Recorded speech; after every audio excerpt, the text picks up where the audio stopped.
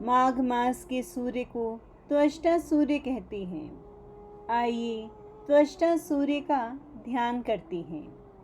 माघ मास में त्वष्टा नामक सूर्य ब्रह्मरात ऋषि, तिलोत्तमा अप्सरा, धृतराष्ट्र गंधर्व, कंबल नाग, शतजीत यक्ष तथा ऋतीज राक्षस के साथ अपने रथ पर चलते हैं।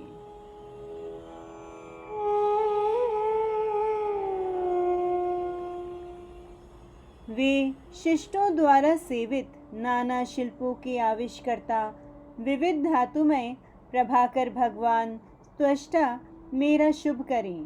त्वष्टा 8000 रश्मियों से तपते हैं। उनका चित्र वर्ण है।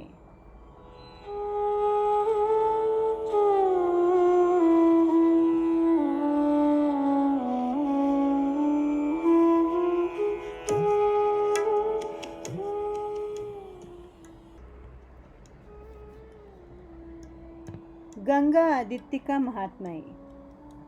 महाराज सगर 100वां अश्वमेघ यज्ञ कर रहे थे। देवराज इंद्र ने उनके यज्ञीय अश्व को चुराकर महर्षि कपिल के आश्रम में बांध दिया। महाराज सगर की छोटी रानी सुमति के 60,000 पुत्र भूमि को खोदते हुए यज्ञीय अश्व की खोज में महर्षि कपिल के आश्रम में पहुंचे।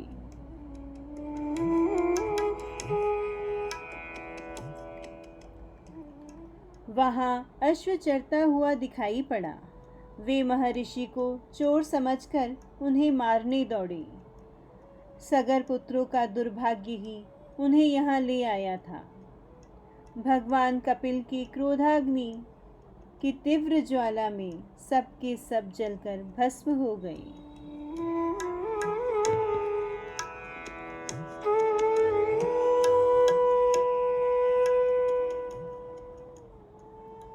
महाराज सगर के आदेश से अंशुमान यज्ञीय अश्व की तलाश में गए।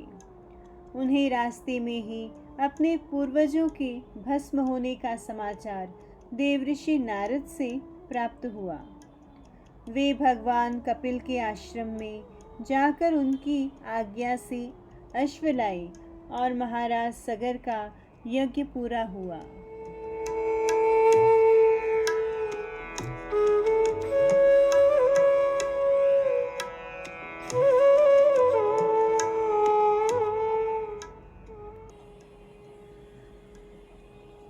अंशुमान को महर्षि कपिल ने बताया कि मेरी क्रोधाग्नि से भस्म तुम्हारे पूर्वजों का उद्धार केवल गंगा जल से ही संभव है।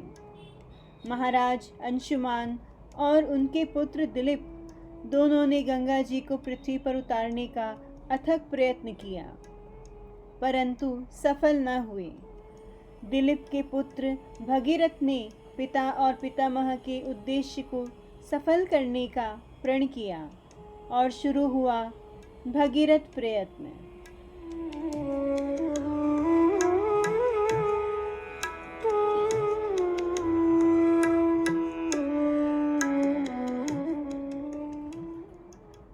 भगीरथ की कठोर तपस्या से प्रसन्न होकर ब्रह्मा जी हिमालय की ज्येष्ठ पुत्री गंगा को धरा पर भेजने के लिए प्रस्तुत हुए।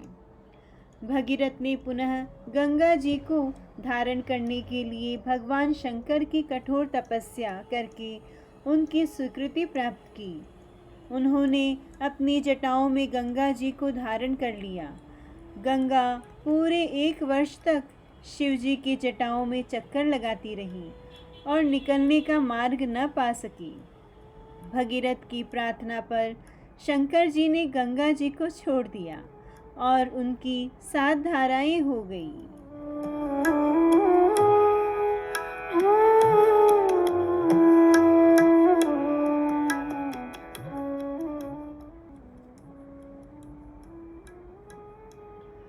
महाराज भगीरथ दिव्य रथ पर आगे आगे चल रहे थे और गंगा जी उनका अनुगमन कर रही थी। इस प्रकार भगीरथ काशी पहुँचे। वहाँ भगवान सूर्य ने अपने कुल के सर्वोत्कृष्ट प्रयत्न के फल गंगा की स्तुति की। आज भी वह गंगा को सम्मुख कर रात दिन उनकी स्तुति करती रहती हैं और तब से उनका नाम गंगादित्य हुआ।